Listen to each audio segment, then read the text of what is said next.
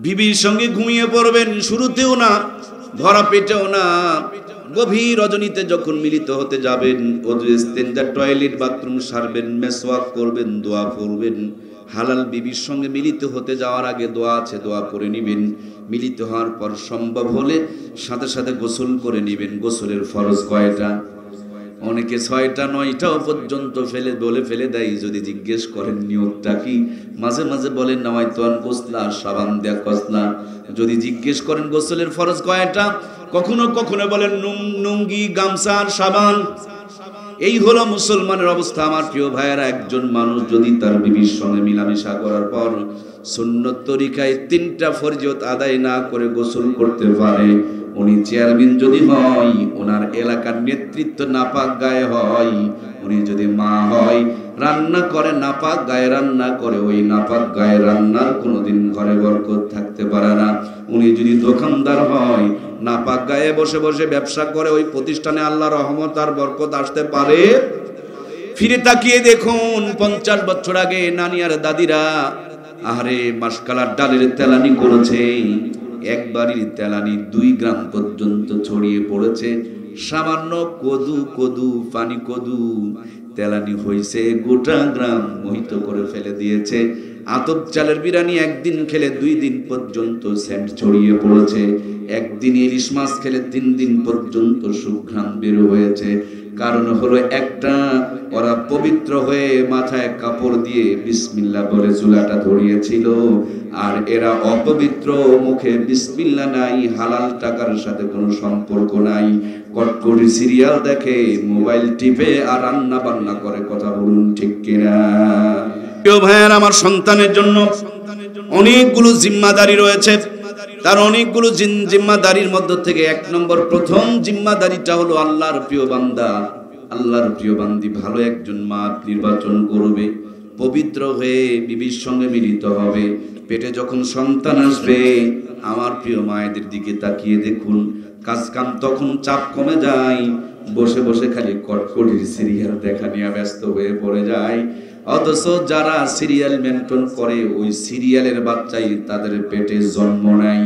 অল্প কিছুদিন আগে আশা নামক ছোট্ট একটা মেয়ে টেবিলের উপরে তুলে দেওয়ার পর গান বলতে পারতো, আসসালামু আলাইকুম বিআই সাহেব, কেমন আছেন বিআই সাহেব। ছোট্ট বাচ্চা, দুধের দাঁতও এখনো মুখ থেকে উঠে নাই ভালো করে। সেই বাচ্চাটা এভাবে গান বলতেছিল। আমি ভাবছিলাম, এত বাচ্চা এত সুন্দর গান কেমনে পারে? তখন আমার মনে হলো, আব্দুল কাদের জিলানী রহমতুল্লাহি আলাই, তিনি যদি মায়ের পেটে 18 পারা কোরআনের হাফেজ হইতে পারে, এদের মা মনে হয় ভরপুর কটকটি সিরিয়াল দেখছে, এই জন্য পেট থেকেই ওগুলো টেলিং দিয়ে বের হয়েছে। কথা বলুন ঠিক কিনা? প্রাণপ্রিয় ভাইয়েরা আমার, পেটে সন্তান আসার পর মা বেশি বেশি করে ইসলামিক বইগুলো পড়বেন, বেশি বেশি করে নফল রোজা রাখবেন, বেশি বেশি করে তাহাজ্জুদের নামাজ পড়বেন, বেশি বেশি করে কোরআনের তেলাওয়াত করবেন।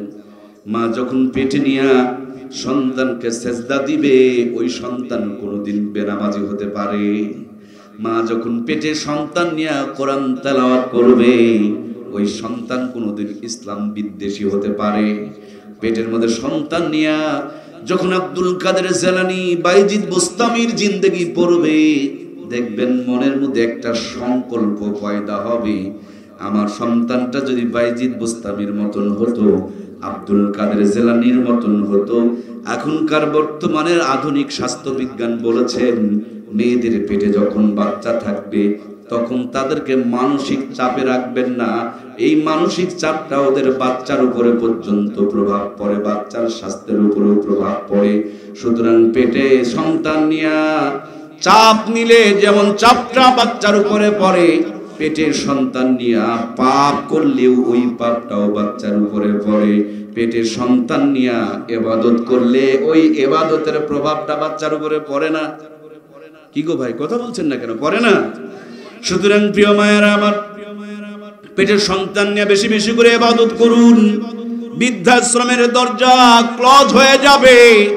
জিন্দেগিতে আপনার সন্তান আপনার সামনে দাঁড়িয়ে জোরে কথা বলবেন না, আপনি আপনার রবের হুকুম মানবেন, আপনার হুকুম আপনার সন্তান মানতে বাধ্য। কথা বলুন ঠিক কিনা? ধানের 2-4টা পাতান থাকতেই পারে, পাতানে আবার ধানও যেতে পারে, কিন্তু ম্যাক্সিমাম হিসাব হলো ভালো পেটে সন্তান কোনোদিন বেয়াদব হতে পারে না। সন্তান দুনিয়াতে আসার সময় আমার মহাব্বতের মায়েরা, সন্তান যখন দুনিয়াতে জন্মগ্রহণ করবে, জন্মগ্রহণ করার পর খুব ভালো করে খেয়াল করুন। একটু বসুন প্লিজ, বসুন বাবা, গেটটা ছেড়ে দিয়ে বসুন। ছাত্র ভাইয়েরা বসুন, এদিকে জায়গা আছে, চলে আসেন, চলে আসেন, চলে আসেন, ভিতরে আসেন, বসে পড়েন। আলহামদুলিল্লাহ, গেটটাকে ফাঁকা রাখি। কষ্ট হচ্ছে কি আপনাদের? কষ্ট হচ্ছে কি? বাবারে অনেক কথা শুনছেন, এগুলো প্রয়োজনীয় কথা, এই কথাগুলো খুব দামি কথা, জাতির জন্য এই কথাগুলো বড় দরকার। মিশা একটা কিচ্ছা বলে 3 ঘন্টা খেয়ে চলে গেলাম, কোনো ফায়দা নেই। আমার প্রাণপ্রিয় ভাইয়েরা, সন্তান যখন দুনিয়াতে আসবে খুব খেয়াল করে দেখেন, আজ থেকে 30 বছর আগে আমার নানি আর দাদিরা 100% নরমাল ডেলিভারি করেছে। যেহেতু শ্বশুর বাড়ি এলাকা, একটা কথা মনে পড়ে গেল, আমার একজন দাদার শ্বশুরের নাম সম্ভবত আকালু। আপনাদের বেটি আমার গল্প শোনাইছে, ওই দাদির নাকি 19টা বাচ্চা। কয়টা? এই তো ত্রিপুরের কথা বলছি, 19টা বাচ্চা। আমার শ্বশুর বাড়ি অনেকে আছেন, আরো নাকি বাচ্চা নেওয়া যেত, নিতে পারতো, অথবা হইতো। কে যেন গল্প শোনাইছে, 20টা বাচ্চা হলে এবার নতুন বিয়া দেওয়া লাগবে, আগেকার কথা তো। সেই জন্য ওনারা 19টাতেই ক্ষান্ত দিয়েছে, আর সামনে আগায় নাই। আমার প্রিয় ভাইয়েরা, তারা 19টা বাচ্চা নরমাল ডেলিভারি করেছে। আমার 1 থেকে 2টা বাচ্চা, তাও দেখবেন হাসপাতালে নিয়ে কসাইখানায় চিরা লাগতেছে। খবর নিয়ে দেখুন, ওই দাদির পেট যেমনি ঢাকা, আমাদের পেটগুলো তেমনি ঢাকা নয়। যেটা ঢাকা ছিল আল্লাহ রহমত আর বরকত সেখান থেকে আসতো, আর যেটা ফাঁকা রেখেছে হাজার যুবকে বদনজর লাগাইছে, ওদের পেট থেকে তারই একটা প্রতিছবি বের হয়ে আপনার আমার উপরে নির্যাতন করছে, ঠিক কিনা? এই জন্য বরাম্মা হাওয়াকে আল্লাহ তাআলা জান্নাতের ভিতরে বানাইছেন, বরাব্বা আদমকে বানিয়েছেন জান্নাতের বাহিরে, আর বরাম্মা হাওয়াকে আল্লাহ তাআলা নিজেই বানিয়েছেন জান্নাতের ভিতরে। সুবহানাল্লাহ বলেন। টায়ারকে কোম্পানি শক্ত করে বানায়, কারণ টায়ার থাকবে বাহিরে। টিউব চিনেন কি আপনারা? একই রবার দিয়া বানায়, একই কোম্পানি বানায়, কিন্তু টিউবটা নরম করে বানায়, সফট করে বানায়, কারণ টিউব থাকবে ভিতরে। এখন যদি উলট পালট সেটিং করেন, গাড়ি তো ভালো চলবে। যেমনটি আমাদের চলতেছে, ইফটিজিং, যৌতুক নারী নির্যাতন দিনের পর দিন মহামারীর আকার ধারণ করেছে, ঠিক কিনা? সন্তান পেটে নিয়ে পেটকে ঢেকে রাখবেন, নরমাল ডেলিভারি করার সৌভাগ্য হবে। কোরআনের তেলাওয়াত করবেন, আল্লাহ নরমাল ডেলিভারি করার সৌভাগ্য দিবে। সুতরাং সন্তান জন্মের পর বাবা মার জন্য 3 নম্বর দায়িত্ব হচ্ছে ডান কানে আজান, বাম কানে একামত দেওয়া। আমাদের বাচ্চাটা ভূমিষ্ঠ হওয়ার পর এদিকে ওদিকে নিয়ে দৌড়াদৌড়ি করার চেষ্টা করছিল। আমরা বললাম যে একটা বাচ্চার দুনিয়ার মুখ দেখার পর সর্বপ্রথম দায়িত্ব হলো আপনার জন্য ডান কানে আজান, বাম কানে একামত দেওয়া। কেন আপনি ডান কানে আজান, বাম কানে একামত দিবেন? ডান কানে আজান, বাম কানে একামত এই জন্য দিবেন, আমাদের সন্তানগুলো জন্ম হওয়ার পর আমরা 6টা টিকা দিয়ে থাকি, আমাদেরকে মনে আছে। এই টিকা দেওয়ার কারণে বাচ্চারা অসুস্থ হয়ে যায়, জ্বর এসে যায়, কান্নাকাটি শুরু করে দেয়। তারপর আমরা বাচ্চাগুলোকে টিকা দেওয়াই। কেন দেওয়াই জানেননি? বলে টিকা দিতে পারলে 6টা রোগ আর আপনার সন্তানকে আক্রমণ করবে না। ডান কানে আজান, বাম কানে একামত যদি দিতে পারেন, আপনার সন্তান আর ইসলামের বিরুদ্ধে কোনো ষড়যন্ত্র তার মেমোরিতে ঢুকতে পারবে না। সুবহানাল্লাহ। নইলে অল্প কিছুদিন আগে আমরা শুনছিলাম, কিছু কিছু বেয়াদব বলছিল, ফজর আজান যখন শুনি মনে হয় বেশ্যা তার খরিদ্দারকে ডাকতেছে। নাউজুবিল্লাহ বলেন। আরো একজন বেয়াদব বলেছিলেন, আমার কাছে আজানের চাইতে কাউয়ার আওয়াজ ভালো লাগে। আমি মনে মনে ভেবেছিলাম, এত আওয়াজ থাকতে কাউয়ার আওয়াজের সাথে তুলনা করলো কেন? এখন পরবর্তীতে বুঝতে পারলাম, কিছু কিছু মানুষের যখন অবৈধ পন্থায় জন্মগ্রহণ হয়, বাপ মার কোনো পরিচয় নাই, এই বাচ্চাগুলোকে ডাস্টবিনের পাশে তারা ফেলে থুয়ে চলে যায়। মাঝে মাঝে পেপার পত্রিকায় দেখবেন ডাস্টবিনের কাছে পলিথিনের ভিতরে, ব্যাগের ভিতরে বাচ্চা পাওয়া যায়। এরকম তথ্য আপনাদের কাছে আছে না নাই? ডাস্টবিনের কাছে যদি কাউকে রেখে যাই, সে তো আর আজান পায় নাই, একামত পায় নাই, ডাস্টবিনের কাছে কাউয়া ঘোরাঘুরি করে। প্রথমেই তার কানে কাউয়ার আওয়াজ গিয়েছে, এই জন্য তার কাছে কাকের আওয়াজই ভালো লাগতেছে, আজানের আওয়াজ ভালো লাগে না। এই জন্য ডান কানে আজান দিবেন, বাম কানে একামত দিবেন। মৃত্যুর আগ পর্যন্ত এই ডান কান বাম কানকে ইসলামের প্রথম ডোজ, প্রথম টিকা দেওয়ার কারণে শয়তানের যত ষড়যন্ত্র, চক্রান্ত, মিথ্যা এবং ভুলভালওয়ালা কথা, এই দুই কানে আজান আর একামত হওয়ার কারণে ওই ষড়যন্ত্র চক্রান্তটা চিনতে পারবে। করোনার টিকা দেওয়ার থাকলে করোনা যেমন ঘায়েল করবে না, ওই মিথ্যা কথা কানে ঢুকবে কিন্তু মেমোরিতে ইফেক্ট করবে না। ইসলামের বিরুদ্ধে আপনার সন্তানের মুখ থেকে কথা বের হবে না। সুবহানাল্লাহ। এজন্য ডান কানে আজান, বাম কানে একামত দেওয়া জরুরি। এখন আমাদের বাচ্চা কাচ্চাগুলোর অবস্থা এমন হয়ে গিয়েছে, আমার ভাইয়েরা, ডান কানে আজান নাই, বাম কানে একামত নেই। আমাদের সন্তানরা হুজুরদের চামড়া তুলে নিব আমরা, অথচ ওর বাপের সাথে মায়ের বিয়া হুজুরই পড়াইছে। ওর বাপের সাথে মায়ের বিয়া যদি না হইতো, বলুন তো হালাল জাদা হইতো না হারাম জাদা হইতো? কেমন হারাম জাদার মতন কথা বলুন তো। হুজুরা ওর বাপের সাথে মায়ের বিয়া পড়াইলো, আবার হুজুরের চামড়া তুলে নিব আমরা।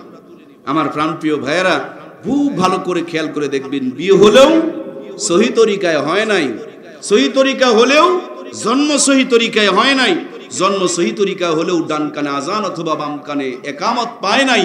এই জন্যই মুসলমানের ঘরে জন্ম নিয়ে ইসলামের বিরুদ্ধে তাদের মুখ থেকে কথা বের হয়। কথা বলুন ঠিক কিনা?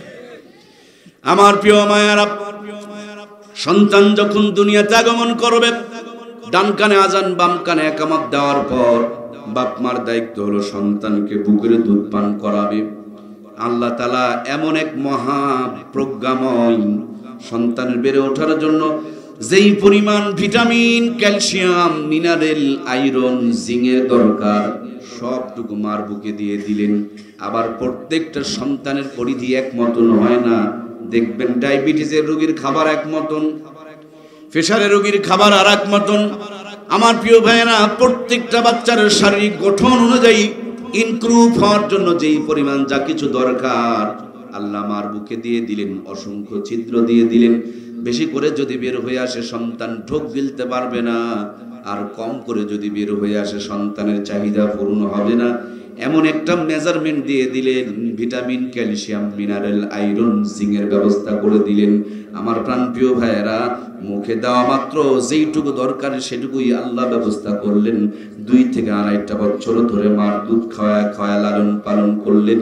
আমাদের অনেক মা বোন আছে সন্তানকে বুকের দুধ পান করাইতে চায় না, ফিটনেস নষ্ট হয়ে যাবে। অথচ আজকের স্বাস্থ্য বিজ্ঞান বলে, যদি সন্তানকে কোনো মা বুক থেকে দুধ পান না করাই, ওই মেয়েটার স্তন ক্যান্সার হওয়ার সম্ভাবনা 80% বেড়ে যায়। আমাদের ছোট্ট ছোট্ট যুবক ভাইয়েরা রক্ত দিয়ে থাকেন, কেন জানেন? রক্ত দিলে রক্ত তৈরি হওয়ার একটা ফোয়ারা শরীরে তৈরি হয়ে যায়। রক্ত দিলে কমে না, বরঞ্চ রক্ত দিলে শরীরটা রোগ মুক্ত থাকে। যে সমস্ত মায়েরা সন্তানকে বুক থেকে দুধ পান করায়, আল্লাহ তাআলা বুকের মধ্যে রহমতের জোয়ার দিয়ে দেয়, এর জন্য রোগ প্রতিরোধ ক্ষমতা তার শরীরে বেড়ে যায়। সুবহানাল্লাহ বলেন। প্রাণপ্রিয় ভাইয়েরা, আমার পর বাচ্চা যখন বড় হলো, স্বপ্ন থাকতে পারে আপনার ডাক্তার, মাস্টার, ইঞ্জিনিয়ারের, কিন্তু প্রথম স্বপ্ন থাকবে ইমানদার বানানোর স্বপ্ন। এই জন্য সন্তানকে প্রথমেই আপনি মাদ্রাসায় ভর্তি করবেন। ইকরা বিসমি রাব্বিকাল্লাযী খালাক। মাগো আমি পড়ব না আর হাট্টিমা টিম টিম, মাদ্রাসাতে শিখবো আমি আলিফ লাম আর মিম। এই আলিফ লাম মিমের তেলাওয়াত শেখানোর জন্য মাদ্রাসায় দিয়ে দিবেন। কারণ এই তো কয়েক হাত পাশে সামনে আমাদের হারুন মামার ইটের ভাটা আছে না নাই? পাশের মাটি আর ভাটার থেকে পুরানো মাটি, যেটাকে ইট বলা হয়, দুইটার দাম কি এক সমান? অথচ গোড়াই খেয়াল করে দেখেন, দুইটাই মাটি। ভাটাতে ঢোকার আগে 1 কোদাল মাটি 1 ইট সম পরিমাণ, এটা কেউ 5 টাকা দিয়েও কিনবে না। আর ভাটা থেকে বের করার পর সাথে সাথে 10 থেকে 11 টাকা 12 টাকা পর্যন্ত দাম হয়ে যায়। তেমনি মানুষের পেটে জন্ম নিলে মানুষ হওয়া যায় না, অথচ ছাগলের পেটে জন্ম নিলে ছাগল হয়ে যায়, গরুর পেটে জন্ম নিলে গরু হয়ে যায়। বন্ধুরা আমার, মানুষের পেটে শুধু জন্ম নয়, মানুষ বানাতে হলে ওই সন্তানদের মাথায় আল্লাহর কোরআনটা ঢুকিয়ে দেওয়ার দরকার আছে না নাই? আমি এখন এখান থেকে এই এক্ষুনি কিছুক্ষণের মধ্যেই আমি কীর্তিপুর রওনা করব। রাস্তায় যেতে না হলেও তো 20টা রাস্তার মোড় পড়বে না ভাই? কি পড়বে কি না? এই তো আপনাদের সেন্টারের মোড়ে গিয়া 3 রাস্তা যেতে হবে। এই দিক দিয়ে মনে করেন আমি ওই দিক দিয়ে চলে গেছি, তাইলে তো কীর্তিপুর যাওয়া যাবে নাকি? একটু পরে আমার প্রিয় ভাইয়েরা, শহীদ আলীর মোড়ের মধ্যে রাস্তা আছে না নাই? সোজা না গিয়ে যদি আমি বামেরটা চলে যাই, হেয়ারিং এরটা চলে যাই চেয়ারম্যানের বাড়ির দিকে, তাইলে তো কীর্তিপুর যাওয়া যাবে। কুড়িবাড়ি যাওয়ার আগে সামনেরটা না গিয়া বামেরটা না গিয়া যদি ধামরহাটের দিকে চলে যাই, তাইলে কি কীর্তিপুর যাওয়া যাবে? আমি রাস্তা চিনি, সোজাটা ধরবো। আর যদি রাস্তা না চিনি, একটা পদ্ধতি অবলম্বন করব।